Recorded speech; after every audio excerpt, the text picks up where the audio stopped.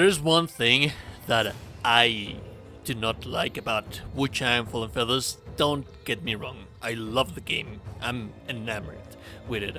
But there's just one of the grips that I have with the game is that the game is completely trash when it comes to explaining things to you. One of the things that I don't like is, for example, this text that you cannot control right in there that you can see here.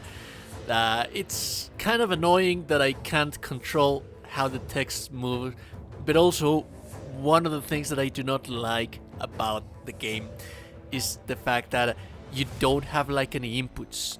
They do a very poor job at explaining things to you, and the terminology here, it's just massive. Some things link to other things and they make sense once you know like all of the terminology, but at first it's very difficult. This happens specifically with the spear because at first I thought that it was one of the most underwhelming weapons compared to, for example, the longsword, compared to the dual blades, compared to the one-handed sword.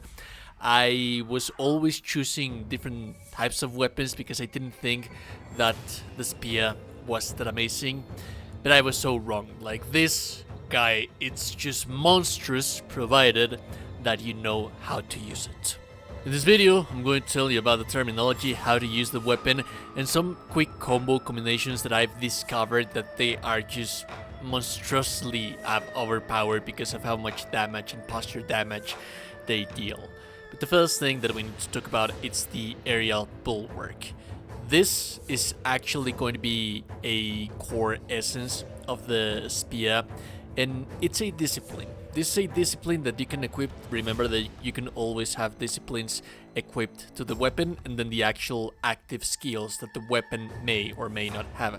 So this is a discipline that you can go right in here and then go to the spear, and this is going to be the different types that you have.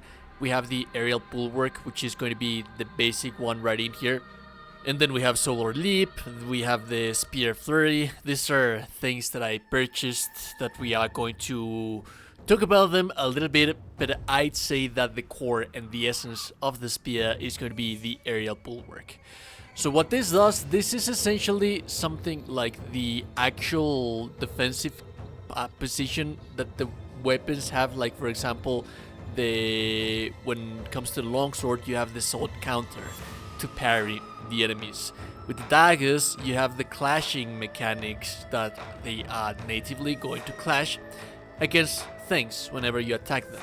So the aerial bulwark is going to tie into some of the other skill trees categories that we have right in here, but this is essentially going to be able to parry any single thing that you have in the game, whether if it's a weapon or a fist or a spell or a punch. There's nothing that this cannot parry.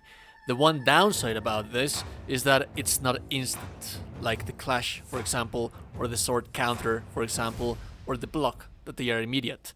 There is a huge window before it actually activates. For you to activate this, the actual time when you can do the counter, you will see that you turn blue, but it takes like quite a while. It's not instant, so you are right in there and then you start. It takes like 2 seconds before you can actually counter, so this is not something instant. The cool thing about it is that you can charge it and basically hold it and use it whenever you need to, but also the window for this is tighter than the regular sword counter. The one thing that's amazing about this is that it's also going to give you 4 stacks of Skyborn might, but for that you're going to need the aerial bulwark, the variant. You gain fleetness while charging the aerial bulwark, and what fleetness is, basically that iframe animation that allows you to dodge stuff. And this is where it gets kind of confusing, you know, because the aerial bulwark, it says gain fleetness while charging the aerial bulwark, so on and so forth. It says like basically the same thing in here, so nothing changes. The only thing that you're going to get from aerial bulwark variant is going to be 4 stacks of Skyborn might. So it's also going to give you the mitigation buff, and this is going to be very, and I mean very important to change things. So we are going to talk about the emboldening heart, which is going to some extent be tied to it, but mitigation essentially is going to be hyper armor. The cool thing about this, the aerial bulwark, is that sometimes enemies, they use a flurry of attacks. So if you manage to aerial bulwark through the first attack, you're going to be launched all the way back to a safe position, and sometimes it is also going to stagger the enemy, so it's going to stop them. At that time, if you have the aerial bulwark variant, you have hyper armor, so that you can change, and you have four Skyborn Might, so you should be using your most devastating attack to retaliate with it. But also we have Ball Heart. So Ball Heart is stacks that you get by regular actions of the spear. More often than not, this is going to be the light attacks and the heavy attacks. And you can see them right in here. You can have up to 10 stacks of Ball Heart. These Ball Heart stacks, you can turn them into Skyborn Might. There's special skills that when you use them, it's going to convert 2 points of Ball Heart into Skyborn Might. Meaning that if you have 2 Ball Hearts, then you get 1 Skyborn Might. You get 4 Ball Hearts, then you get 2 Skyborn Might. You have 6 Ball Hearts, you get 3 Skyborn Might. You get 8, then that's 4. And then you get 10, that's 5 Skyborn Might. Now this doesn't actually do anything at all without the actual... I don't really know why they separated them, dude. At the end that you need to get them. So this doesn't do anything by its own. You need to get the emboldening spear for you to be able to convert those discipline skills into Skyborn Might. And also, not every single discipline skill is going to convert that emboldening stacks into Skyborn Might. As a matter of fact, you will see here which skills are going to turn into Skyborn Might. So this one, for example, the Furious stack, it says Ball Heart stacks turn into Skyborn Might on hit. But there's many skills, and I believe it's quite literally any skill from the spear, dude. At this point, really, I've tried several of them, and it basically works. So we have the Unstoppable Force, which is the actual weapon skill that you cannot change from the actual weapon that I'm using. If I use this Unstoppable Force with my Emboldening Spear and stacks of Emboldening Spear, I can turn those Emboldening Spears into Skyborn Might to repeat this skill. This is one of the most damaging and high posture damaging skills that you have with this weapon, so this is like a proper build that you can craft with the Cloud Piercer. Now I do have a couple of combos. It's a combo and 2 combos that's going to be like a variation of one and another.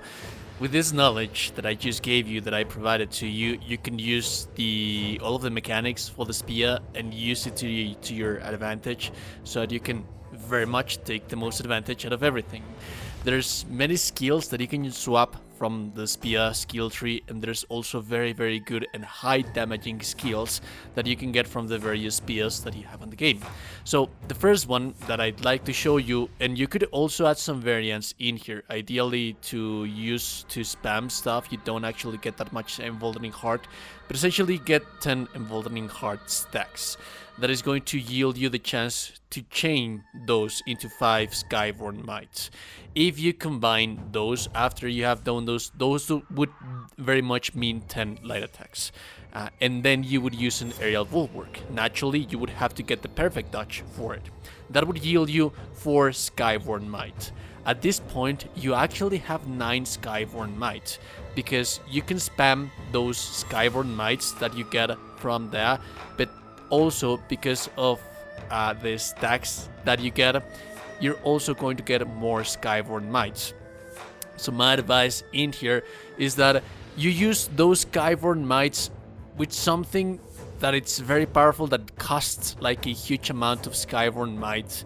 There's spears on the game that they have like a cost of 3 Skyborn Mights, or you can just spam the skill depending on the weapon skill that you have.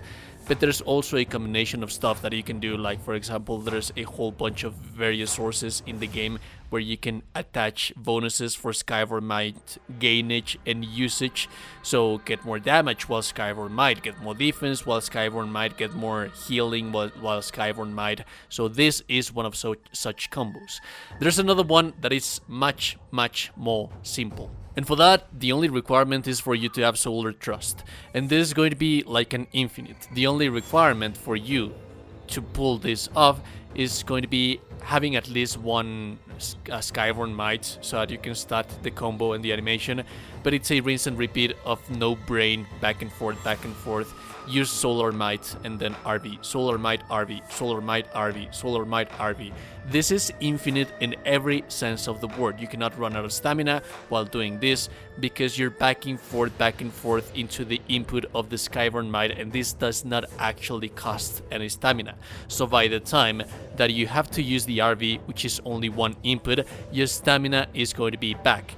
And then this is going to give you hyper armor. The solar spear is going to have hyper armor, and also there's some degree of hyper armor on the first input of everything. One more thing that you can have into account with it is that every other attack, it's going to be counting toward your emboldening heart mechanic, meaning that if you do so continuously, it is infinite, but little by little, it's going to take some time. But you can max out your Skyborn Might so that you can burst it into something much more powerful, which leads us into the next combo, which is somewhat the same variant as this. It requires the very same thing, the Solar Spear, but with the main difference in here that you're basically using the basic combo as it is intended to be used.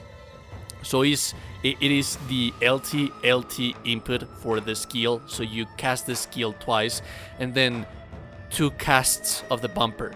So it's skill, bumper, and that is also going to be guaranteed.